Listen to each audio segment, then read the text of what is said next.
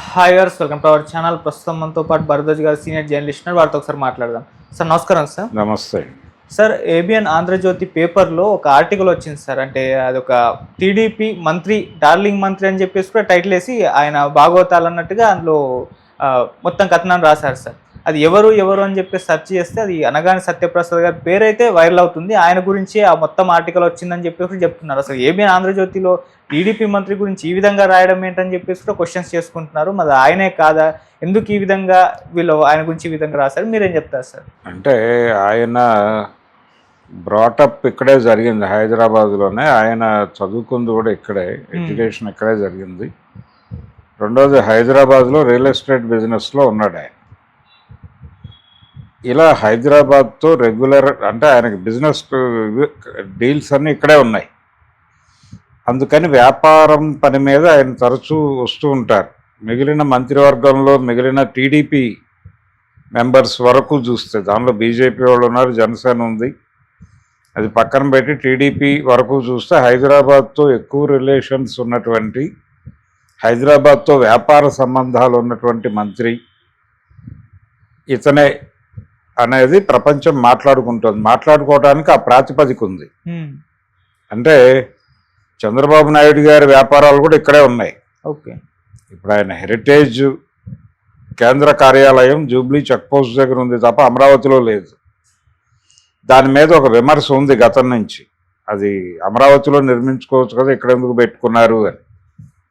ఏది ఏమైనప్పటికీ అనగాని సత్యప్రసాద్ పేరు మార్కెట్లో నలుగుతోంది అనేది వాస్తవం. ఆయన రేపల్లె నియోజకవర్గానికి ప్రతినిధి, గుంటూరు జిల్లా.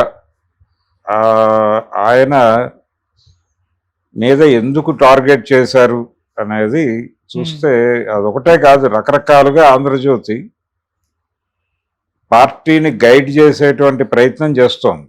ఆంధ్రజ్యోతి అనే పేపర్ ద్వారా తెలుగుదేశం ప్రభుత్వం కాదు, అది కూటమి ప్రభుత్వం.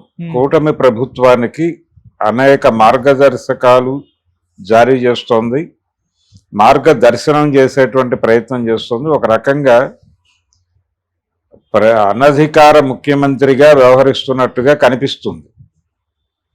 ఎందుకు ఈ మాట అనాల్సి వస్తుందంటే, ఆ పత్రికలో రెగ్యులర్గా వస్తున్నటువంటి వార్తలు, ముఖ్యంగా ఎడిట్ పేజ్ ఆర్టికల్స్, ఆర్కే గారు రాసేటువంటి కొత్త పలుకులు, ఇవి టోటల్గా దానికే డెడికేట్ చేస్తున్నారు. చాలామంది ఏమనుకుంటున్నారంటే ఇదేదో నెగిటివ్గా రాసేస్తున్నారు అనుకుంటున్నారు, కానీ నెగిటివిటీ కాదు, అది మార్గదర్శనం. టోటల్గా వాళ్ళు ఈరోజు ఆంధ్రజ్యోతిలో వాళ్ళు ఎక్స్ప్లెయిన్ చేసింది ఏంటంటే, ప్రపంచానికి ఇలాంటి కొంతమంది మంత్రుల వలన అప్రతిష్ట పాలయ్యేటువంటి ప్రమాదం ఉంది. గతంలో జగన్మోహన్ రెడ్డి మంత్రుల్ని కట్టడిలో పెట్టాడు, మంత్రులనే కాదు ఎమ్మెల్యేలను కూడా పూర్తి స్థాయి కంట్రోల్లో పెట్టారు. అది మీకు చేతకావడం లేదు, మీరు కొంచెం కంట్రోల్ బిగించాలి వీళ్ళ మీద, లేకపోతే చాలా ప్రమాదాలు సంభవిస్తాయి అని చెబుతూ, ఇతని మీద ఆల్రెడీ తెలంగాణ ప్రభుత్వమే ఒక కంప్లైంట్ ఇచ్చేసింది ఏపీ గవర్నమెంట్కి అనేది కూడా ఎస్టాబ్లిష్ చేశారు. చేయటం ద్వారా చంద్రబాబు నాయుడు గారు లూజ్గా ఉంటున్నారు అనేది ఎస్టాబ్లిష్ చేస్తూ, 24 అవర్స్ బిజీగా ఉంటున్నారు మీరు, ఎవరికి దొరకటం లేదు, చాలా బిజీ షెడ్యూల్లో తిరిగేస్తున్నారు మీరు, ఇది మానేయండి, ముందు మానేసి నిర్మాణాన్ని పటిష్టపరచుకోండి. అలాగే నెక్స్ట్ రాబోయేటువంటి ఎన్నికల్లో పార్టీ తిరిగి అధికారంలోకి రావాలంటే ఏం చేయాలి అనే దాని మీద మీరు ఫోకస్ పెట్టడం లేదు అనేది చెబుతూ, జగన్మోహన్ రెడ్డిని కట్టడి చేయాల్సినటువంటి ఆవశ్యకత గురించి, మీరు ఇవే మిస్టేక్స్ చేసుకుంటూ వెడితే 2019లో ఏం జరిగిందో అదే జరుగుతుంది రేపు పొద్దున రాబోయే ఎన్నికల్లో. ఒకవేళ జమిలీ ఎన్నికల పేరుతో ముందుకు వస్తే ఇంకా మీకు టైం తగ్గిపోతుంది. కాబట్టి మీరు ఇప్పటి నుంచి తొందరగా పడకపోతే కుదరదు అని చెబుతూ కేసులు పెడుతున్నారు. మీరు అనేక కేసులు పెట్టారు ప్రత్యర్థుల మీద, కేసులు పెట్టుకుంటూ వెళ్తున్నారు, కానీ అక్కడ అరెస్టులు జరగటం లేదు అని అది ఎస్టాబ్లిష్ చేసే ప్రయత్నం. అంటే మీరు సీరియస్గా వ్యవహరించటం లేదు, ఎందుకు వ్యవహరించటం లేదు అంటే చేస్తే ఇది ఏమైనా బూమరాంగ్ అవుతుందా అనేటువంటి ఒక ఆందోళన ఉంది మీకు. కానీ పార్టీ క్యాడర్లో దానికి సంబంధించినటువంటి సెంటిమెంట్ ఉంది. ఆ సెంటిమెంట్ డిస్టర్బ్ అయిపోతే మీకు ఇబ్బంది.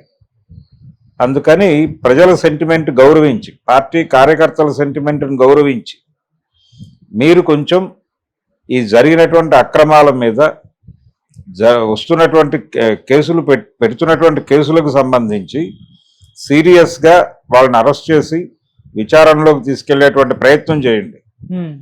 అలాగే ఈ రోజుకి జగన్మోహన్ రెడ్డి సేఫ్గా ఉన్నట్టుగానే భావిస్తున్నాడు ఆయన. ఎందుకంటే ఆయనకి గతంలో ఆయన మీద యూపీఏ గవర్నమెంట్ పెట్టినటువంటి కేసులకు సంబంధించి ఏ రకమైన పురోగతి లేదు. సంవత్సరం అయిపోయింది, ఆయన హ్యాపీగా ఉన్నాడు. ఆ పురోగతి లేకపోవడం అనేది మీ బలహీనతగా ప్రపంచం అనుకుంటుంది. ఆయనకి ఇప్పటికీ వారి ఆశీర్వాదం ఉంది అని అనిపిస్తోంది. వచ్చే ఎన్నికల నాటికి వీకెస్ట్ పార్టీగా తెలుగుదేశం మారిపోయే ప్రమాదం ఉంది. ఎందుకంటే మీరు ఇప్పటి వరకు సెకండరీ లీడర్షిప్ని ఫోర్ ఫ్రంట్లోకి తీసుకురాలా. సెకండరీ లీడర్షిప్ ఎవరు పార్టీకి? నారా లోకేష్ గారు. నారా లోకేష్ మీద ఈ రోజుకి మీ నీడ ఉంది. అందుకని మీ నీడలో ఆయన ఎదగటం లేదు. ఇమ్మీడియట్గా ఆయన్ని ప్రమోట్ చేయండి, ఆయన ముందుకు ఫోర్ ఫ్రంట్లోకి తీసుకురండి, ఆయనకు బాధ్యతలు అప్పచెప్పండి. అది లేకపోతే క్యాడర్ మొరల్ దెబ్బతింటుంది. వచ్చే ఎన్నికలకు మీరు మీ వయసు పెరిగిపోతుంది. ఆ పెరిగిన వయసులో అప్పుడు జవసత్వాలతో ఉన్నటువంటి పార్టీలుగా జనసేన అలాగే వైసీపీ ఉంటాయి. టీడీపీ వీకెండ్ అయ్యేటువంటి ఛాన్సెస్ ఉన్నాయి. అప్పుడు ఇంతకాలం టీడీపీని నమ్ముకున్నటువంటి శ్రేణుల పరిస్థితి ఏమిటి అని వారు ప్రశ్నించారు ఆంధ్రజ్యోతి పత్రిక ద్వారా. అంటే కాషన్ నోటీస్ ఇచ్చారు. ఇమ్మీడియట్గా మీరు తీసుకోవాల్సిన చర్యలు తీసుకోండి. ఒక పాత ఇది ఉంటుంది, శత్రువుని ద్వేషించాల్సినంతగా ద్వేషించకపోతే మిత్రుల్ని ప్రేమించాల్సినంతగా ప్రేమించలేవు అని చెప్పి ఒక పాత సెయింగ్ ఉంది. దాన్ని రాధాకృష్ణ గారు ఇంకొక పద్ధతిలో చెప్తున్నాడు. శత్రువుని కట్టడి చేయకపోతే మీకు అద్భుతమైన అవకాశాలు వచ్చినాయి. ఆ వచ్చిన అవకాశాలన్నీ దుర్వినియోగం చేసుకుంటూ వెళ్ళిపోతున్నారు మీరు. చాలామంది టీడీపీ వాళ్ళలో ఇది ఉంది.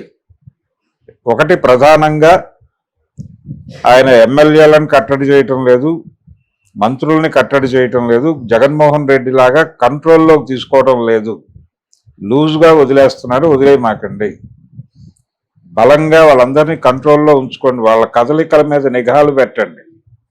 వాళ్ళ గురించి ఎవరో చెప్తే తెలుసుకునే పరిస్థితిలో మీరు ఉండకండి.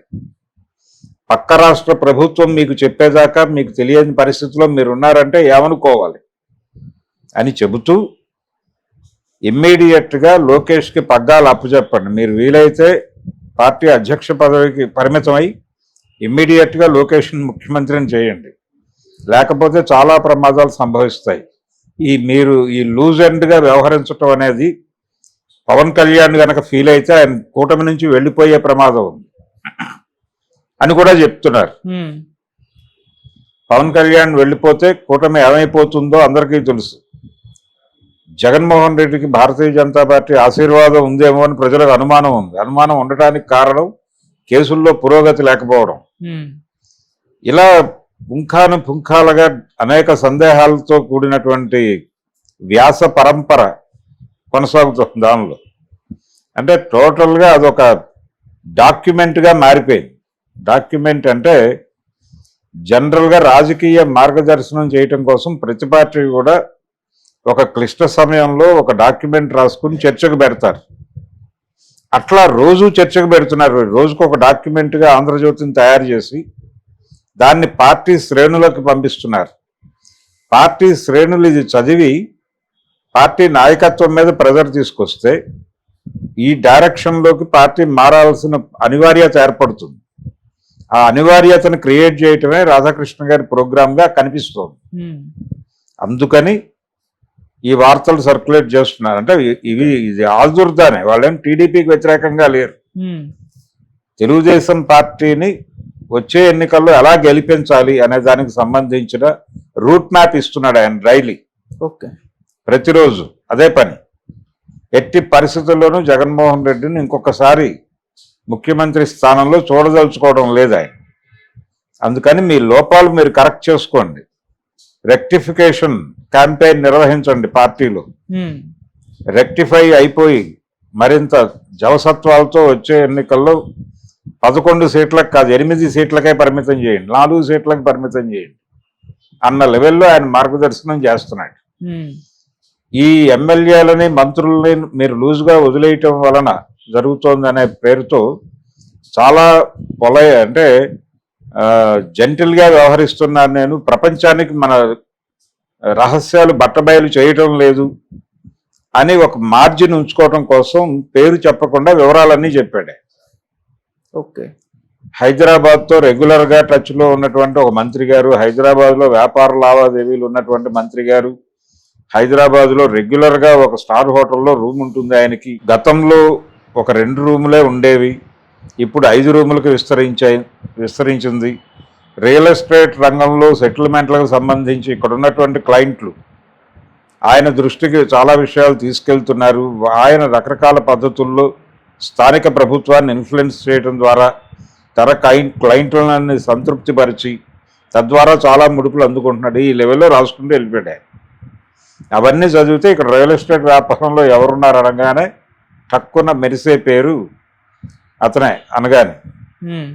ఎప్పుడైతే అతను మెరిసాడో వెంటనే అతనికి సంబంధించిన వివరాల్లోకి వెళ్తే ఆయన హైదరాబాద్తో ఆయనకు ఉన్నటువంటి రిలేషన్స్ అన్నీ అర్థమవుతాయి.